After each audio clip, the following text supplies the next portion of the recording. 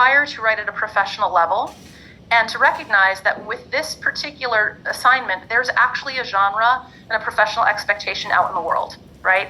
So the things I'm going to talk about are, some of them are going to sound really basic, and you might be like, yeah, I know that, but they actually require a lot of revision. Sometimes simplicity and clarity are not what happens when you write a first draft or even write a second draft. They come from intentionality, right? So I'm going to bring up some things that you might say, this is really obvious, but if you actually look at your writing, is it actually happening in your writing? So the goal is to get to a certain level of detail about how to construct your work and to look at writing down to the words at multiple levels, and then think about, is this something that could be publishable, right? So that's the bar I'm actually setting, and you are free to take that up or not. So just some quick background about me. I have a background in entertainment, business, tech, social enterprise. I currently work and have for probably about 15 years now as a strategic consultant to early stage tech startups. I would say nonprofits that are pseudo early stage, but more ones that are in transition and moving into different sort of fields. And then also work with nonprofits that are in the arts world, arts and other areas. I came here specifically after having worked in several startups with Prof. Himawan. So I've been in tech, and specifically in San Francisco and in Santa Clara for, again, 15 years or so. So I've seen a lot of companies rise and fall. I've seen a lot of students coming through here, writing well, not writing well. I've seen innumerable pitches, and I was an intern assessor for this program for a couple of years as well. So I know what it is that students in the program are working with.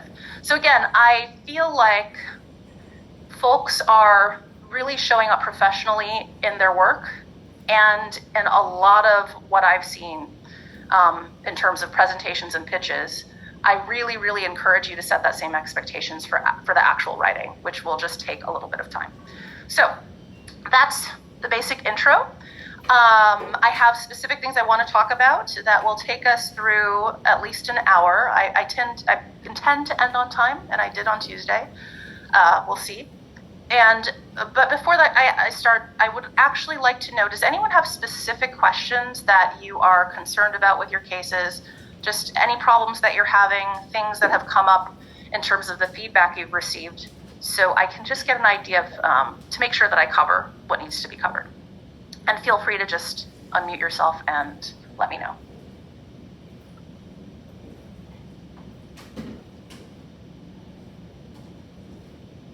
And don't be shy. Can I assume that everybody's cases are going swimmingly? All set? They're all good? No worries? Wonderful. Okay, Samuel, I see your head shaking. So I'm going to ask you, what is coming up if there's something of concern?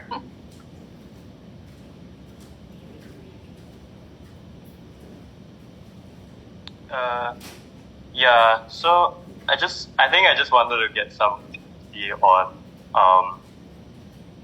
I think it's very fuzzy to me because Prof. Iman is reiterating that it's not exactly like the case studies out there.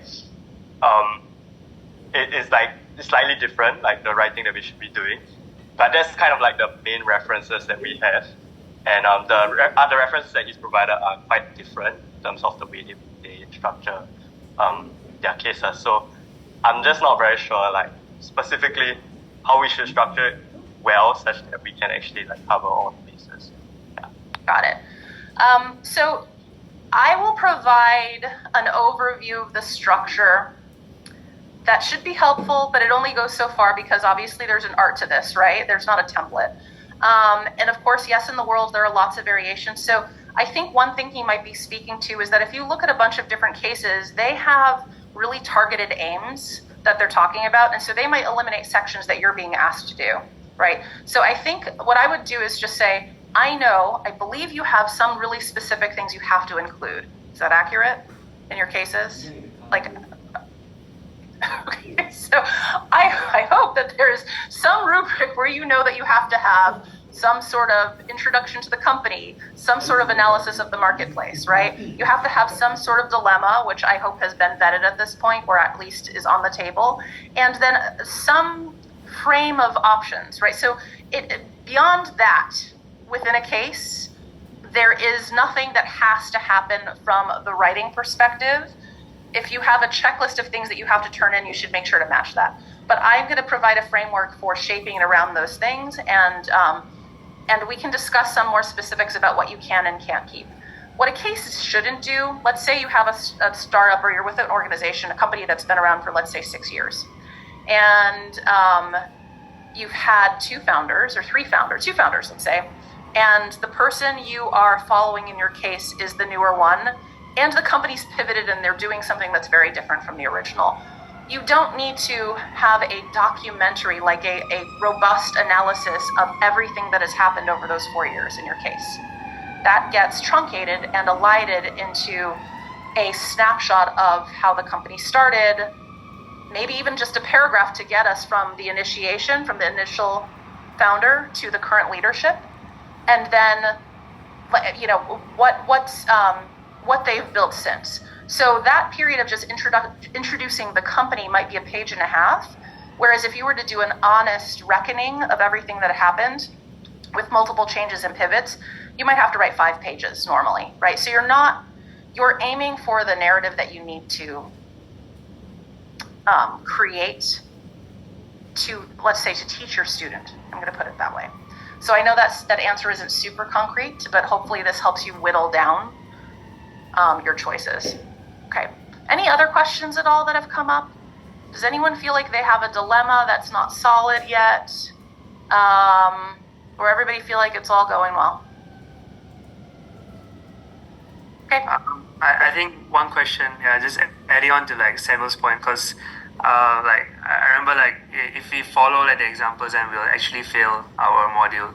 But beyond that, like I was speaking to Prof. Himawan, and like I'm not sure how and when we should be talking about solutions to the case study.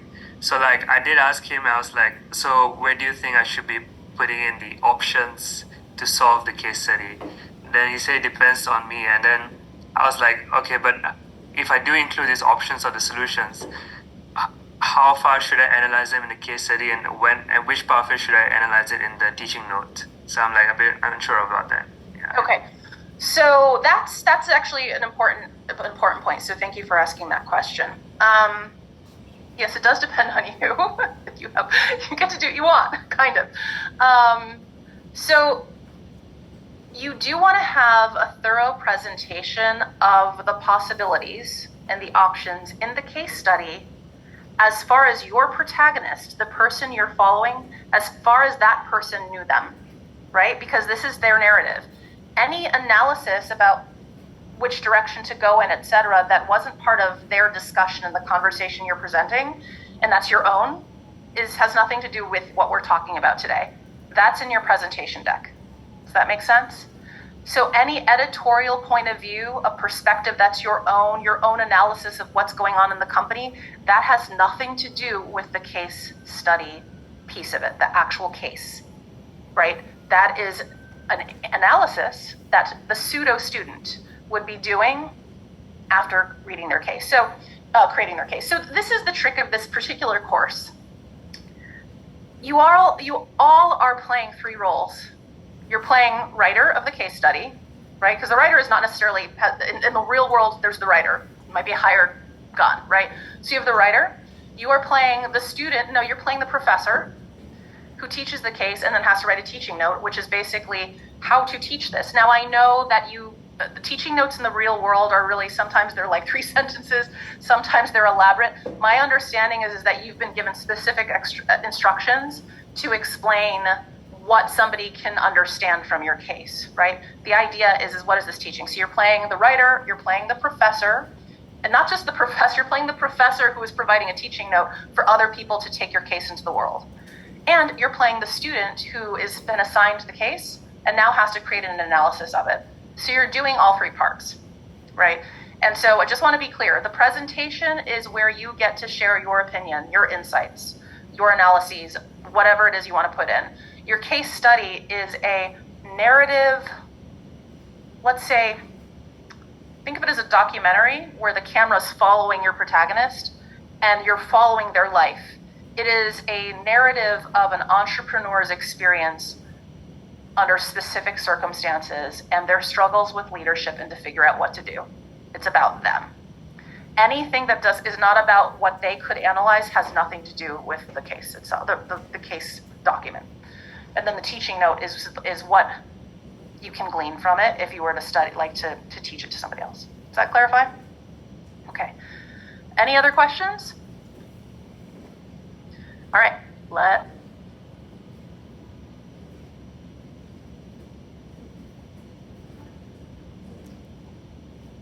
So I'm calling it the narrative startup case because that's what it is. You're making a narrative, okay? And just to get to the point, narrative as opposed to just a case study, because I think case study, even though it is that, is confusing. You are not writing research papers, and there are some tells about whether or not you have a research paper. We're going to stay actually on this slide for just 2 seconds. If you look on your page, and not even just your first page, because the first page is a hook. Students often get the hook right and make it a narrative. But if you look at pages 2, 3, 4, 5, if the agent of your sentences, the agent of your paragraphs, and I mean the person who is driving the story. So we'll read a case with a guy named Vikram Kapoor. So Vikram is not the person who takes the sentence, who wants this, who desires that, who looked at that, who worried about it. Where if your sentences are not centered around that human, that leader in the organization, wanting, desiring, fearing, chasing, pursuing, their name doing these activities, and instead you have the company. So let's say you have Caliber wanted, Caliber hoped, Caliber desired, Caliber planned. Caliber is not a human being. Caliber has no desires. Caliber has no wants, right? So that's the distinction between a case study that's a narrative that is following, in your case, illustrating through the experience of an entrepreneur, the journey of entrepreneurship under specific circumstances, in your case, the tech landscape of whatever city you are in. A research paper, or let's say a report, is a description or an analysis of what's happening in a company right now. So you want to be really clear that the first and biggest mistake, so to speak, or just, let's say, misunderstanding that happens with student cases is that they're writing reports on their company, and their titles are like company background, competitive analysis, product market strategy, product market fit. It's business titles that are breaking up the sections because they're not writing a narrative, they're writing a report about something. So that's a tell. If you look through your stuff and your company is taking charge essentially, and those are the sort of what your descriptions, your title headings are, then you're probably more in report and we want to shift you to narrative. So today we're going to talk about these areas: the protagonist story, dilemmas that spark debate, big picture structure, how your TOC narrative, which is how your table of contents should actually give clues to the fact that you have a narrative story, first person evidence, exhibits and research, just some more writing, really sort of nitpicky writing points, and then we'll talk about what we're going to do afterwards. So there are, we've all seen the who, what, where, when, why type thing, but this is really specific. Your protagonist story needs to hinge on 4 big spaces. One is, who is your protagonist, who and why? Who is your protagonist? What do they want? What are they afraid of? We need to know that on page 1. Your hook needs to have that information. Who they are, what they want, what they're afraid of. It has to be super clear. Not the company, them. We also want to know where they are. Where does your story start? Where does your story end? Happens at the end, but you need to know this where at the beginning. And why these locations? So on the first page, I should know literally where your protagonist is located.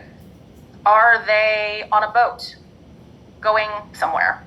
Are they in so you want to know physically where they are and what city they're in. You want to know also, we're going to go over to the when on the bottom right. We also want to know when it is. So please make sure you have the month and the year probably within the first sentence of your hook. So let's talk at the top bullet, at the top on the right. What did they build first? What are they building now? What's the problem? That stuff is more of the body of your case. And then the when does your story start? When does your story end? Reminder, your story must have already ended. So if you can't answer these questions really clearly, if I pick up your case and I don't know what month and year it is, that first page, where are we and what month and year it is, you need to fix that. When you turn to the last page of the case, to the cliffhanger part, Do we know what month and year it is? You don't necessarily have to repeat the month, but we should probably know a little bit that, like, have years passed? Probably not. But we want to know exactly where we are and when we are. And these are not vague statements, because you're actually, in your writing, putting your protagonist in scene. Let's go back to the what. What did they first build? That's your company background section. What are they building now? That's getting more into the situation. What's the problem? Starts getting into the conflict that and the dilemma of what your story's about. If you can't answer all of these questions very simplistically, like clearly, and know where they are in your story, you want to clarify them and make sure that they're rendered within your case. It's just the basic scaffolding. So I want to just illustrate this in action. This is a very old case study. It's from 2012. It's still pretty great in terms of teaching, like just straightforward teaching. I'm going to ask if anyone will volunteer to just read the opening, the title, the quote, and the first paragraph aloud. I would really appreciate it. And if you're willing, if you could just unmute yourself and go ahead.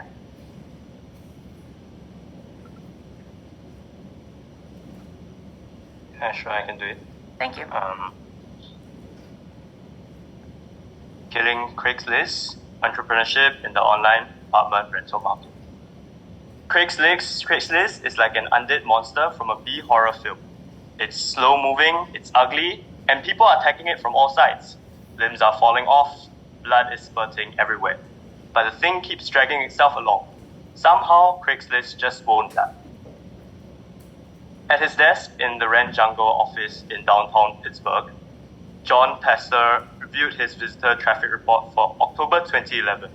RentJungle.com, a search engine for apartment rentals, had garnered 500,000 unique visitors, a far cry from the 30,000 visitors in the first month following the site's October 2010 relaunch. The firm also just closed on an angel round investment of 300,000 and was on its way to hiring its 8th employee. Of course, nothing was certain, but the traffic report let John regret leaving his job as engagement manager at McKinsey just a little bit less. Great, thank you very much. So, what do we know about John with that paragraph? What do we know about this guy? And again, John came from a corporate background. Yeah, he came from it. And what is the McKinsey, like, what's the feeling, let's say for your reader, if your reader is a collegiate, like a business student, what does the engagement manager at McKinsey mean to them, maybe, or signal to them? It's the middle senior role in consulting. It Yeah. probably takes about 4 or 5 years to get there. It's a pretty high rank role. Yeah. Okay, so, and is it high risk or low risk? High risk to leave the job and to start a company. Exactly, right? So on a very, very basic and unvarnished level, they're making the point to the business student reader that our protagonist, John Pastor, gave up the secure job. That's like, so a business student, you gave up the secure McKinsey consulting job to put your hat in the ring for entrepreneurship. So it's just a classic and really simple and almost stereotypical contrast between the consultant who's at McKinsey and the entrepreneur who is praying that their life doesn't fall apart while their friends get wealthy, right? That's what they're setting up. So great. Do we know if this is a positive or negative paragraph? Is John doing well, or does John's life stink right now? Anybody?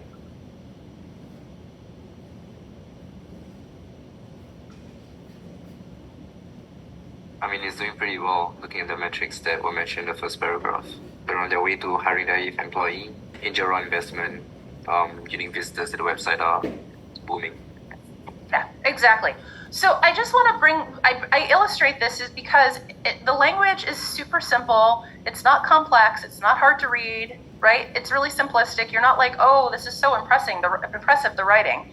But what's happened is they've edited out any extraneous distractions to hit really key points.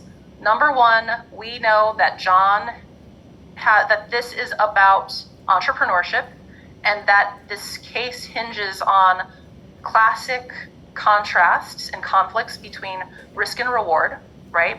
It positions the protagonist as somebody that is interesting to the audience, that is the student, engagement manager at McKinsey, And we know that the paragraph is positive. We've got 3 very clear points. And again, it's not done with any elaboration.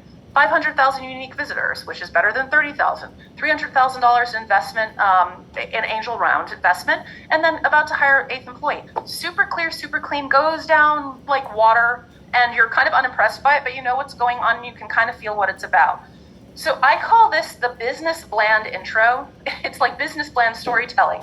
Students will ask, like, "Oh, how dramatic should it be?" And or folks will say, "Oh, I have to write this narrative and make it like exciting." And then you get this page of kind of overwritten drama on page 1, and the next page it turns into a report. So I want to say is that we don't see John Pastor crying. We don't see him like really upset. We might see him stressed out. He could have a sleepless night. But these things tend to be said in very simplistic and very basic ways, just to signal to the reader that it's about John's life. And it's also written at, like the New York Times is written at an 8th grade reading level. So, basically in the US, 14-year-olds.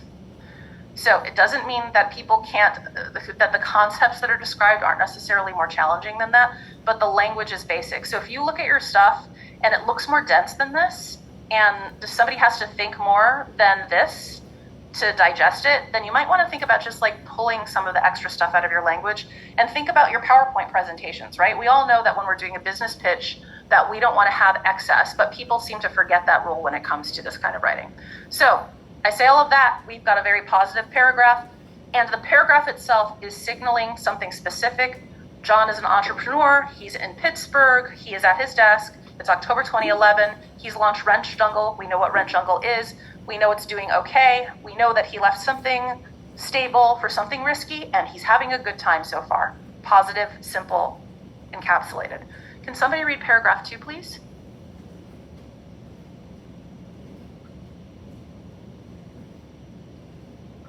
And I might end up calling on somebody. I can read it. Okay, thank you. Across the Appalachians in New York City, Lawrence Shaw sat over his computer, headphones on, humming his way through lines of code. It was a few months past the 2-year anniversary of Lawrence and his co-founder Lee Lin's acceptance to the 2009 class of Y Combinator, the prestigious startup incubator. Past alumni of Y Combinator included Dropbox, Script, Airbnb, and other services that had subsequently achieved substantial usage. Lawrence and Lee were selected for their online apartment listing site BrandHop.com, a no-fee apartment listing service targeted at the New York metro area. With its simple, intuitive user interface, the site sought to provide a better experience than offerings that currently existed in the market. But 2 years later, with his co-founder gone, Lawrence was the sole employee of BrandHop and was working overtime to log in steady income for his firm. Okay, great. And so is this a negative paragraph or a positive paragraph? Pretty sad. Yeah, sad. So again, super clear. We know exactly where Lawrence is. We know his location. He's been positioned similarly. John was a former McKinsey engagement manager. This guy went to Y Combinator. And that contrast is even worse because now he's just struggling to stay afloat. We also have really clear descriptions of the companies. Simple, intuitive user interface. The site sought to provide a better experience than the offerings that currently existed in the market. Lo and behold, sounds like marketing language, right? But 2 years later, with his co-founder gone, Lawrence is the sole employee and he's working overtime to help study income. It's a negative. So that's also how narrative is created, right? It's really about, we've got a positive, we've got a negative, but then there's a relief for a moment. And then you get positive, negative, relief, or you have conflict. That's how you get momentum in these cases. And although we're talking about case study writing, for those of you who some of you might already do this, and I think certainly in people's pitches, everybody does this, or most people are doing it already, but you might find that your writing isn't all that light and airy in your case study. I just encourage you to think about who is hired to write these cases. Sometimes they're student cases that are revised, but this one was probably revised by somebody who could write marketing language. Because we can just leave it here. Because marketers are basically there to make things streamlined, light, easy, and people don't think about it, right? So I encourage you to just think about the writing and revision task to just make you a better writer for business, right? That's part of what's happening here. Okay, so we're going to look at this last paragraph. Now, this case, unlike yours, hopefully, brings together two protagonists. I encourage people to focus on one person. If you have to, you can include two. This case just is set up to actually have two people at different companies that have nothing to do with each other. They don't actually merge. It's really just using them to illustrate what's happening at a particular time, okay? But here they bring it together. Both John and Lawrence had been inspired by the same problem. This is the what. The internet was surprisingly unhelpful in the hunt for an apartment. In particular, the online apartment rental market was, here's the law of threes in writing, fragmented, opaque, and wrought with misinformation. The leader in this space was the website Craigslist, which was the most highly trafficked classified site in the world and the 10th most visited site in the United States, despite introducing almost no innovations in its 15 years of existence. Here's the connection. Having suffered as consumers, John and Lawrence saw the chaotic space as fertile ground for entrepreneurship. But the routes these entrepreneurs chose to take were different, and both knew that Craigslist's decade-and-a-half history could make the site an especially forceful competitor. So they're getting to the point. This case is about entrepreneurship in the online apartment rental market at this particular period of time. That's it. That's what a case is about. We know exactly what this is about. Somebody could read it and say, oh yeah, I want to use this for my class, or oh, this is irrelevant, I'm going to move on. And it goes down easy. They're not trying to figure out like the widgets and the nuts and bolts or all of the details of a complex company. They just understand sort of what the scenario is, and then it dives in. Okay, so I just wanted to give you that as a snapshot because it's kind of a stereotypical case. And I have a lot more to say. Just a quick check-in. Any questions coming up for anybody right now? I have a quick question. Like some of the case I read, right? Usually they may just highlight the dilemma right at the introduction, right? But for this particular case, they don't actually do it. It's more of like the background of the company, and eventually in the middle, they probably talk about dilemma. So Yeah. from your perspective, is it better to introduce the dilemma at the very start, or what do you think about it? So a dilemma can be introduced in the hook if it's simple and easy to understand by the reader who has not been introduced to the landscape. So simple dilemmas are sort of a natural fit for saying, here's the situation. They're in a dilemma, and if let's say if John Pastor hadn't was under pressure to decide what niche he wanted to pursue in the apartment rental market, whether it was going to be commercial, leasing, or something else, and was pressured, didn't know what to do. So we know like a snapshot of what the choices might be. So could give a snapshot of the dilemma. Other types of cases, the dilemma might be much more niche than that, and the reader simply can't make sense of the details in a fast hook.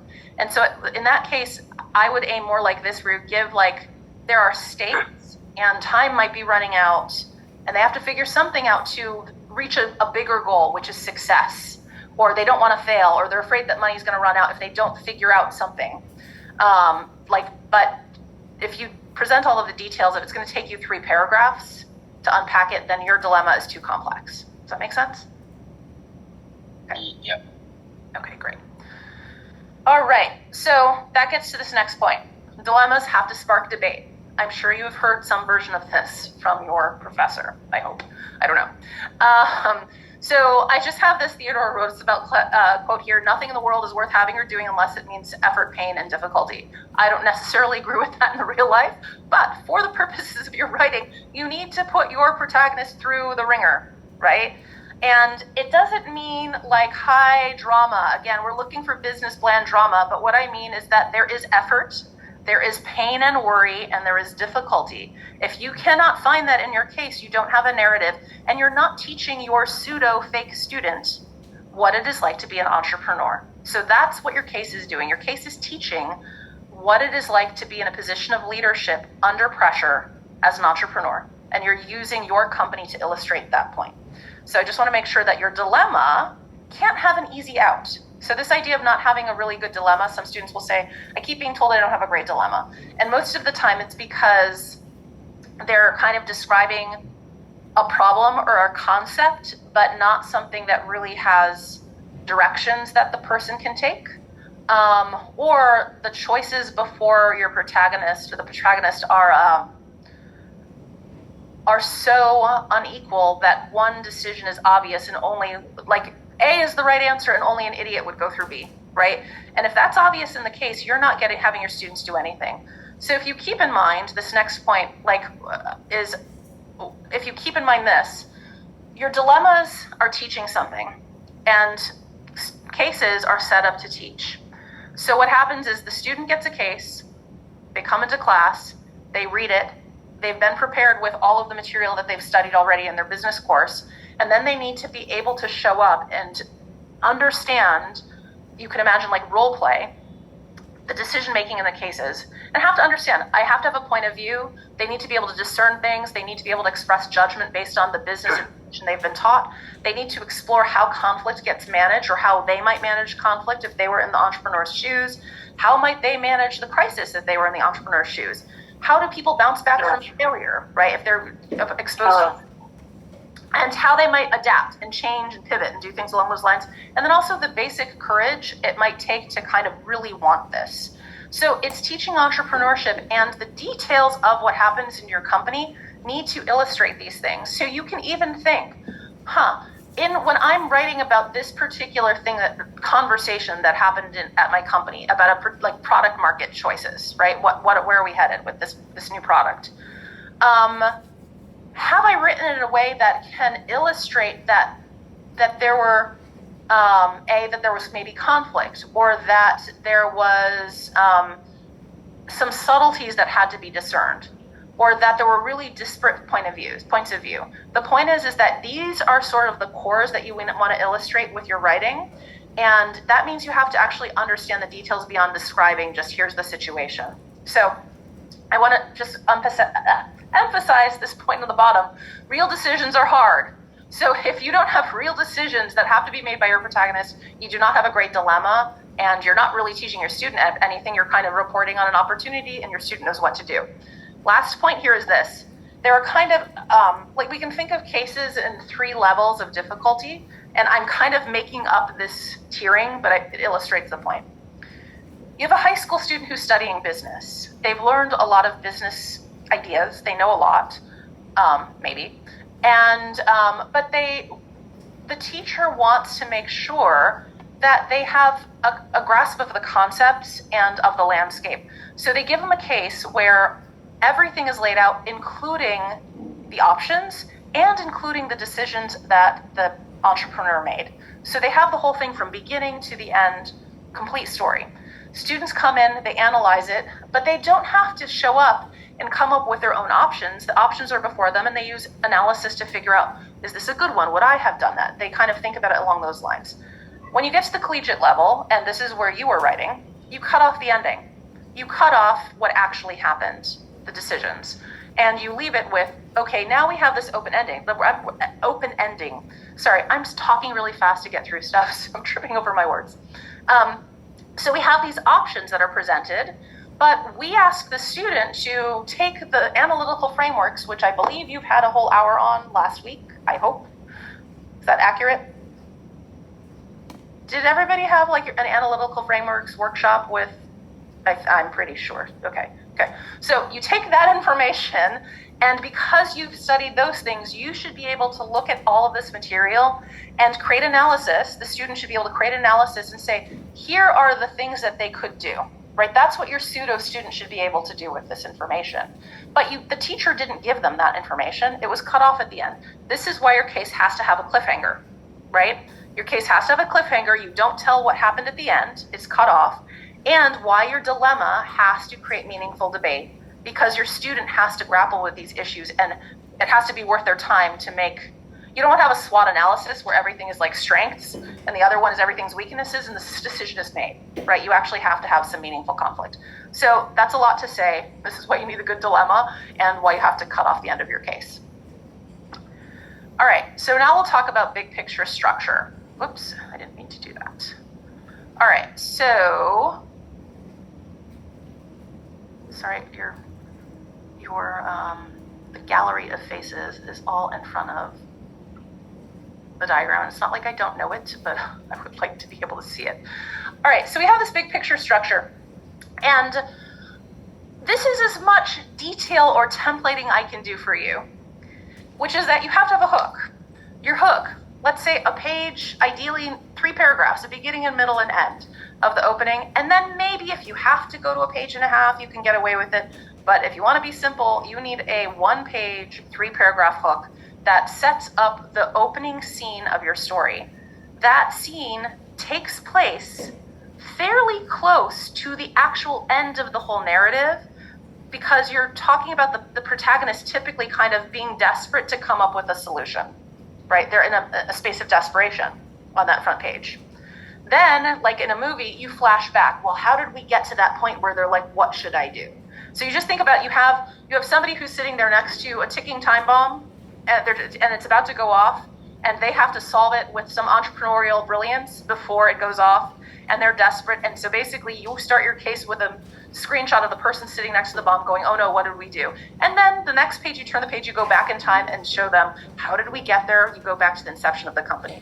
So the hook does that role. It goes back in time to the inception, which is typically the quote unquote company background. Now, you describe how the company developed. You then get to the bigger picture where you have a funnel. You don't want to get into the really refined niche details of your field right at the beginning, because your reader isn't prepared to understand that. So if you're teaching people the bigger picture, here's the landscape, the world they're in. What are the market forces? They could be political forces. What's the big picture of the world in the context of your case? Then you're going to whittle it down to the specifics of, let's say, the niche of what they're working on, or the product, or how they're trying to get into it. You kind of just start whittling down with specificity. Then you get down to the situation that your protagonist is dealing with.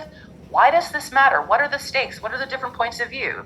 What's all of the conflict? And think about, what are the multiple point of views? Can you include in your case different challenges to how your protagonist is trying to move through it? That creates a fantastic case if they're being challenged by different people. Then there is pressure that somehow they better come up with a solution, or else it could be time is running out, or the bad thing might be that they don't meet their ambition. It could be just a sort of an emotional, psychological loss, or the company fails, or they disappoint their team. There could be whatever it is. But the point is, there is momentum towards this ending where they better make some choices, or else something bad will happen. And then we get to the end, here are the choices that they're thinking about, here's all of the information you need to consider them, and then we end it. They're sitting in the room, and it could even be back where you started with the hook or some other place, but it's an actual physical location, and asking that question essentially, what are we going to do? The case ends, right? So I just remind people, do not tell your students what the protagonist decided. This gets revealed in the teaching note only. I think of the case in 4 big areas. There's a forming, there's a storming, and then there's a fear of not performing. That's as far as you get. There's a fear of not performing. Okay, let me keep going. All right, reiteration of the cliffhanger. My story ends when my protagonist is located. My ending scene matters because my protagonist is debating about, and I want my students to debate about. I would like you to be able to look at your endings and know that you have clarity on all of those. If the last page of your case does not have this clarity of where they are, why this matters, and what they're debating about, you have some work to do on that ending. Okay? All right. Now let's talk about your table of contents, and it's kind of what they should do for the reader, but it's also what they can do for you, what your TOC can do for you. So we talk about outlining a case. The table of contents might be the sort of easiest way to see if you've actually created a narrative as opposed to report. So I have, what story does your table of contents tell? If you read through each item on your table of contents, you'll see that the major headings are either telling a story or not. Is there a narrative and momentum implied by word choice alone? You really want to have a clear journey of action and reaction through the headings themselves, so your reader knows that we're moving somewhere. And also it scaffolds the whole entire thing. So this is your outlining thing. I reiterated in the bottom about meaningful debate. All right, so I want to look at an example here. Oh, I meant to fix this. Hang on a second, I put the wrong link. I need to pull up the other case. While I'm pulling that up, any questions coming up for anybody?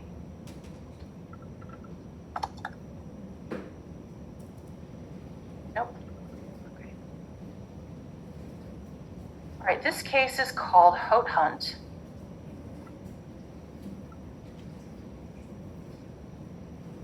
And it is like Killing Craigslist, the title of Killing Craigslist.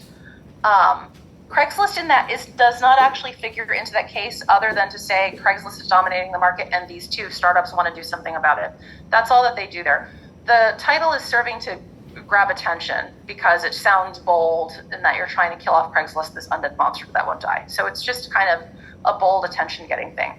Haute Hunt, pursuing the big trophy, doesn't have that same like killing drama in it, but what it does have is Haute, which like Haute Couture High, hunting, the clarity that this is about ambition and going for the big one. So I just want to reemphasize the simplicity and the emotional clarity about the choices that the writer has made. So we have here, what I want to do here is actually just look through the table of contents. That's it. I will say one thing. We see it was another sleepless night for Vikram Kapoor as he had laid in bed mulling over the events that had led him and his team to their current predicament. I will just show we have where we are. The years are listed. We have a very positive thing. There's like heels of that success, renowned fashion labels, prominent department store flagship location, posh Upper East Side. He had now received a term sheet from top-tier venture capital. Everything seemed to be falling into place. Like the previous one, there is super clarity that this is a positive paragraph. It then swings in direction. However, some bad things were happening and he didn't know what to do. That's essentially what's going on. This is the case study traditional expectation. Now let's look at the table of contents. Birth of a concept, that is your company background section. Please, please, please, I beg you to avoid using like company background or product market fit or whatever it is that would just be sort of typical. Try to actually create a narrative even if it's sort of boring. Birth of a concept. Picking partners, okay, so he's either finding co-founders or trying to figure out how to match something. Going, gone. We know that this might be like a go-to-market strategy or some sort of launch of import. Calling all co-founders. This particular case, he's looking for partners to come in multiple times. So in this case, he's just bringing people in. Notice that these things are driven by verbs or gerunds to show that there's action. Better late than never. So we know just from that they finally landed on something, but it was a struggle to get there. Hitting the nail on the head, now they've really gotten it, right? So this is showing that there's momentum building up. Then we keep going, time is money. That's the clock that's running out. Momentum, we better solve it. And then we get to the ending, marry me, which is basically like, which partner am I going to choose? The opening started with a debate about whether or not the partnership options before Haute Hunt were ideal and matched the ambitions of the entrepreneur Vikram. And at the end, he's tasked with this question, marry me, which one, like we think we might have found the partner we want to marry on a business, in like, let's say the investment in the VC world, and is this the right fit? And we get to the end, and this case I don't love it from a writing perspective, but it really just gets right to the point at the end, the cliffhanger. What should he do? Right? It's basically saying to the student, tell us what he should do. So that case illustrates that really, really clearly and simplistically. Cases do vary, but these two that I've just shown you are functioning like right in the genre. All right, so now we're going to continue with a couple other things. Let's talk about interviews. I have a question. How many of you actually have quotes in your cases? Okay. So raise your hand if you have 3 or more. Fantastic. Raise your hand if you have 5 or more quotes. Okay. Raise your hand if you have quotes from more than one person. Congratulations, that's great. Okay. So the reason I bring that up is that this is narrative, right? This is documentary. This is not a research paper. Your number one type of evidence in this particular context is actually first-person reporting. So it's your number one type of evidence to make your case persuasive, not secondary. Okay, it's number one. So I know that everybody has differing levels of access to the protagonist or the founder, whoever it is that you're following in your case. But I encourage you to think about how you can get as much information as possible. And I would aim for having like 10 to 15 quotes. like a couple of pages of information that's in their language where you have a conversation with them and you record it and you ask them tons of questions. And then you can pull what you need into it based on their experience and keep stuff and throw stuff out. You don't have to use it all. But have them really reflect on what the journey was like. Often because you're writing these cases and they're being treated a little bit as reports, and sometimes your companies, the people in your companies are like, oh yeah, why don't you write on this issue? Because I think it's interesting, right? But they're not thinking about it from the writer's perspective. So they're going to give you what they might think is interesting, but that might actually not be illustrating. It might be talking about the product or something specific to the company, but it might not be illustrating the bigger picture of narrative, of the entrepreneurship journey. I bring this up, and this is really where it comes down to like the professionalizing of your cases. To be completely blunt, 10 years from now, unless your company is like Apple or Google or something along those lines, really transformative and still around, no one actually cares about your dilemma that you're writing about in 10 years. No one cares, period. So a professional writer is trying to publish it, and let's say HBS is publishing cases that they think somebody might care about in 10 years, right? They're not publishing cases that no one's going to care about a year and a half from now. So if you think about what's required to have that happen, you have to be writing to the universal that your cases are about tech entrepreneurship in your particular city at a particular time. It helps to include in your case contextual information. So if your company happened to be influenced by COVID or political forces, or I'm just making something up, like, yes, I'm like, okay, imagine that the homelessness encampment suites, which are happening in San Francisco now, right? That's very topical. I just happened to see that on the news today. So that's happening. If you happen to be an entrepreneur who was a social enterprise person who had an app that was used by nonprofits to alert their unhoused clients about when they might go through a sweep, I'm just making something up that does not exist, then that sort of action by policymakers would have a direct impact on their business. Now, the reason I bring that up is I want you to think about the more than just the day-to-day, because again, your business person and the protagonist you're dealing with, for them, it's their job is not to create a case that illustrates a point about entrepreneurship. Their job is to talk about like their issue in the company. And if you leave your case at their point of view, it's going to serve for your assignment, essentially, right? But if you were actually writing this for what a case study is, you're going to be looking for opportunities to pull it to a bigger picture. And you have to actually do that actively. So I'm going to give you just a couple, I have my things out of order. Okay. I want to give you just a couple of interview questions examples, right? So obvious things you could say are like, okay, what was happening at the time, right? This is a straightforward question. Why were you under particular pressure to resolve this problem? What were you most worried about? Actually, things that basically say, I'm going to point you to your feelings. They might not generate this information themselves for you. Was the team in agreement or was there debate? Can you tell me more about what people's differing perspectives were? What were you most hopeful for? Did the situation make you doubt anything about the company, the idea, or anything at all? If so, can you share more? Was the situation or challenge at the time reflecting things outside of the company at all, in the marketplace or with other competitors? If so, can you give me an example? Would you mind taking me back to that period? Because I'd like to understand what you were thinking before you had hindsight. What was your thinking before you decided? What's your personal relationship with entrepreneurship? And what do you think you learned from this experience or your particular aspect of it?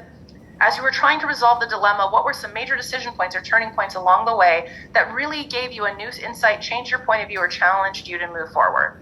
So this is not meant to be like, here, take these questions necessarily and run with them. I'm trying to make the point that I want to encourage you to find targeted questions that might even be bigger picture to pull out more information for your quotes so that you're actually shaping a bigger story. Okay, it doesn't mean you don't include all of the really specific niche information. You still do all of that, but it should be embedded in a bigger context so that in 10 years, if somebody's reading your case, even in 3 years, if someone's reading your case, they might be interested in the frame and the context and the survival of a startup or the failure of a startup in a particular time. And it's interesting altogether, but not because they care about your company, because ultimately the future reader will not care. The other thing I want to say is that it's a historical document. It's critical to understand that. So I should have emphasized this earlier when I brought up the when your case takes place. Your case should start in a particular month and year. I think I said that, and you should know when it ends. That ending cannot be tomorrow or the next day or the next week. As of right now, because you are writing your cases, your case should be over. So students are sometimes chasing the ending of their case. Oh, I'm writing about a dilemma that we're dealing with right now. Okay, that's great, but you have a document to write, and there is no present tense. So if in your case you have something like we are, or the company is doing this thing, there is no is. It's doing nothing in the present tense. Even if the company exists right now, your case needs to be written in the past tense and in the third person. There is no we, and there is no is, right? You can say is for universal things, like the sun is bright, or there is fog in San Francisco. But your company is no is. It's all past. So I want to just make sure everybody's clear about that. Can you nod your head if you actually understand what I'm saying? Your case is over. Historical. And if you're puzzled, speak up, because this will cause you confusion and consternation. Okay, great. All right. Wait, sorry. I just have one question. Yes. So the Harvard case studies are basically what we should base our case study on, because mine is actually wildly different from what we've been reading so far. I just want to confirm that fact. That is the aspiration that I encourage in teaching this, Yeah. and Himo-wan knows that this is what I'm teaching, so I can. I see. Yeah. Yeah, thank you. Because mine is wildly different. But okay, thank you. What kind of company are you in? The startup that does on-chain data analytics for the blockchain. Okay. How would you describe it as wildly different? No, as in just the way I wrote it. It's very research paper. Yeah. Yeah. So yes, so it's now I don't want to say, is it research paper in the sense that you did research, or is it research paper showing the kind of research that informed your protagonist's decisions? It's research. No, like the structure and flow is entirely different. Like I don't have a protagonist. I just like narrate, and the prompt. I have like 3 problem statements, and like it's like essay style. Okay, so that does need to be shifted into a narrative style, because that is a research paper and not a case study, and that is clear. Yeah. Exactly. Yeah. Any other questions? Okay. So we will now continue to some other fairly basic stuff. We're actually running on time, which makes me happy. It's what happens when you talk fast. All right. I wanted to show this example. I should have done it earlier. This is my point when I mentioned about the table of contents illustrating a narrative, right? On the left-hand side, you have one where these are some from previous classes. Let's talk about it, okay? Serendipitous discovery, sprinting in a marathon, small, unassuming, but deadly. The first hurdle, eureka, overcame the straw man. Strategy, prudence, and fear. Did it work? The first hurdle, still? So I think these are a little sort of extra stylistically. I mean, it could be interesting. We could move cases into sort of a modern, more catchy way of writing. But they do illustrate the point that is we have something, there's momentum. When you have a discovery, sprinting, unassuming, small, but unassuming, but deadly, we can imagine that they're hitting roadblocks and hurdles. Eureka, they've landed on a good point, overcame the straw man. So there was something that was distracting them that wasn't the real problem. Strategy, prudence, and fear, did it work? First hurdle, still. The idea is there's momentum in this description, and that's like one sort of stylistic extreme. On the right-hand side, we have more straightforward business bland, but it's still doing the job. A leap of faith, which shows the entrepreneurship leapt with their idea. The future of business computers, very straightforward. Going to market, developing a growth strategy, starting small, foreign friends, so they're going overseas. New vertical, soft drive for good, one product version, soft drive standalone, another product version, optimizing a strategy. This one on the right is business bland, but it's not just a report. There is still an activity in terms of driving a narrative in terms of the choices here. So that's what I mean by a narrative in the table of contents. All right, let's talk about exhibits and research. Really, really basic here. Your exhibits and any additional material that you include should be necessary and relevant. These are just sort of warnings to save time and sort of waste space. I think waste space. People will sometimes include an exhibit of an org chart in their case. If your case is not about organizational development, or some major shift in leadership that has to be discerned by looking at an org chart, there's no reason for an org chart to be there, period. Students will include a wireframe of some sort of app. Unless the UI UX of this app has something to do with the focus of your case and the dilemma, it doesn't need to be there. So just necessary and relevant, and that means not relevant to the company, but relative to your actual story, to what's actually going on.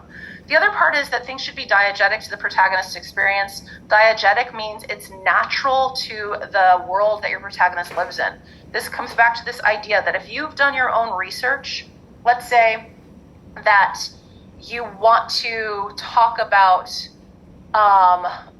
like some particular vertical and the pros and cons of it, and you create a chart or some sort of SWOT analysis or some sort of table providing data about this, and you stick it in the case because this is relevant to the dilemma.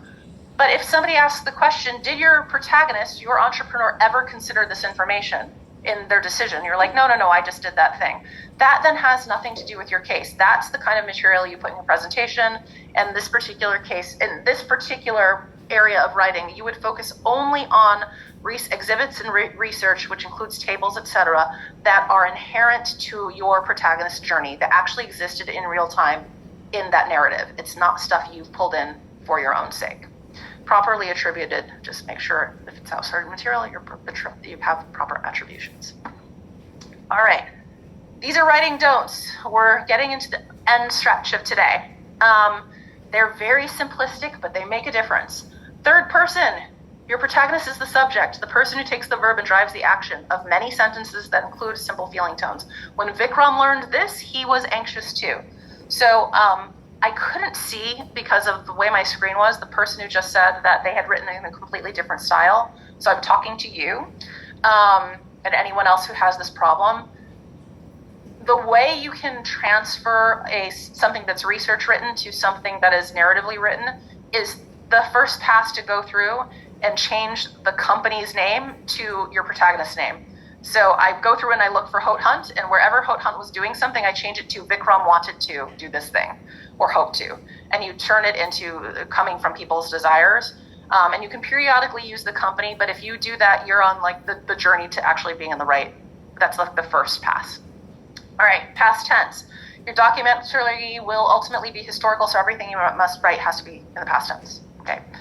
Business plan word choice, we talked about it. Your page should be clear and simple. It should be easy to read, your case aloud, and understand it. When I receive cases, I can look on the front page and tell immediately whether or not this is going to be dense or not, just by a look. It should look not dense. And think about how many syllables you're using and how long your clauses are. Exert emotional control through paragraph and sentence structure. You have emotionally up paragraphs, emotionally down paragraphs, and informational paragraphs. They wanted to do this, they hoped this, it was going well, it was wonderful, wonderful momentum. However, the next day, everything went wrong. And then they got some more information, and then it happens again. That's called narrative. Be intentional about cause placement to illustrate cause and effect. That should say effect, story, relationships, momentum, and a feeling of forward motion.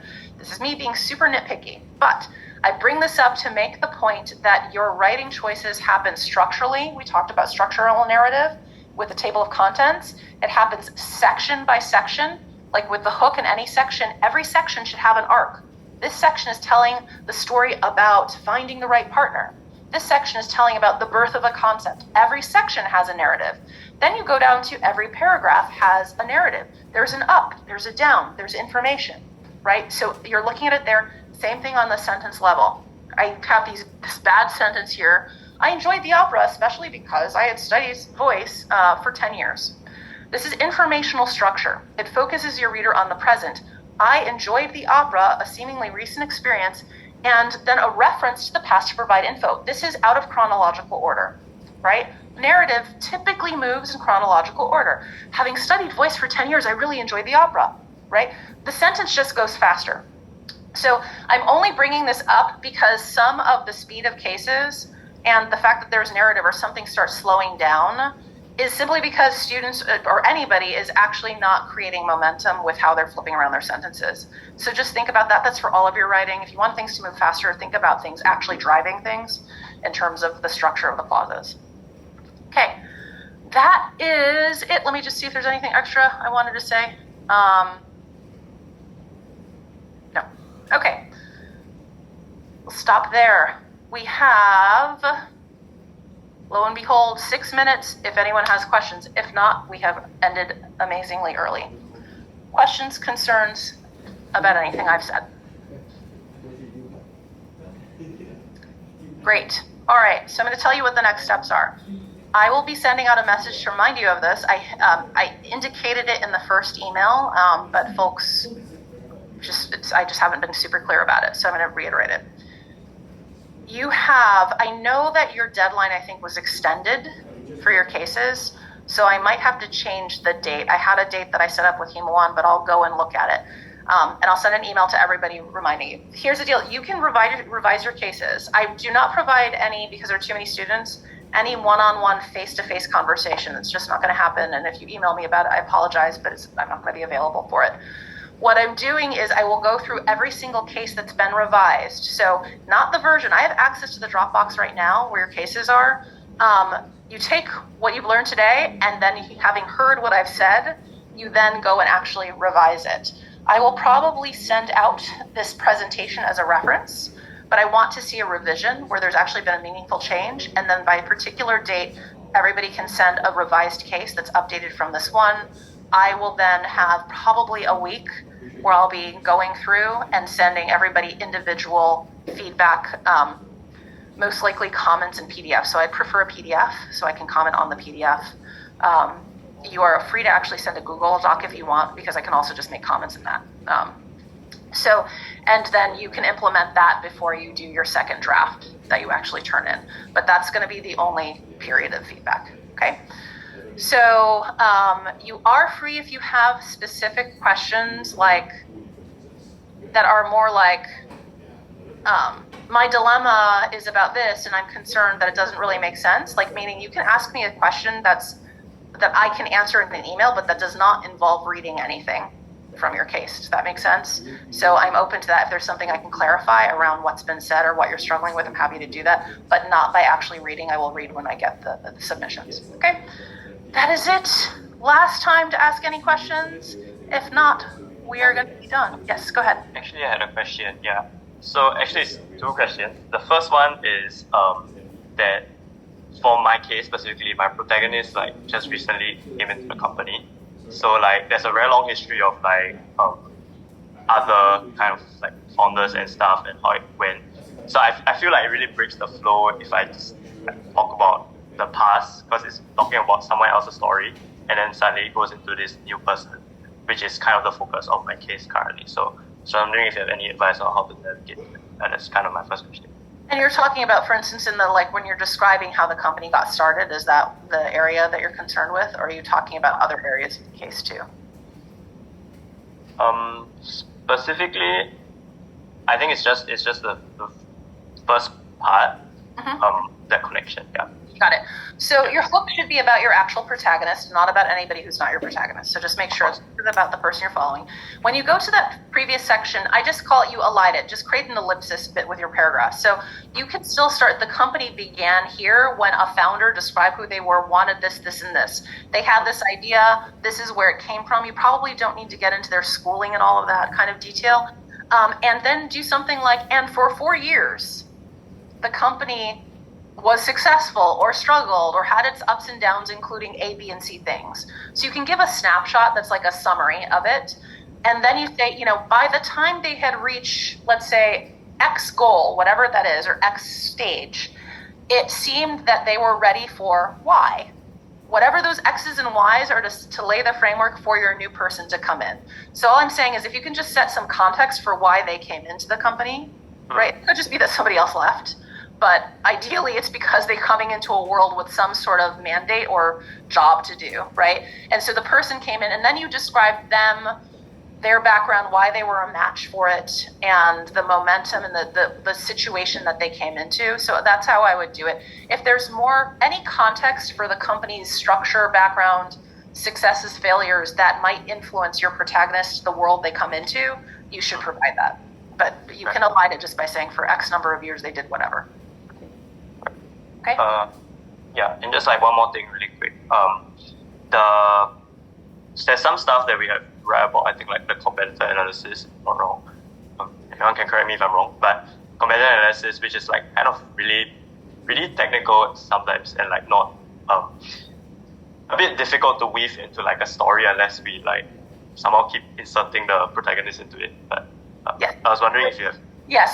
tips on how to navigate it. So the Yeah. way I think of those sections is that every section has a frame. So if you have competitive analysis and let's just say you have 5 companies that are being described, is that you're kind of that specificity, right?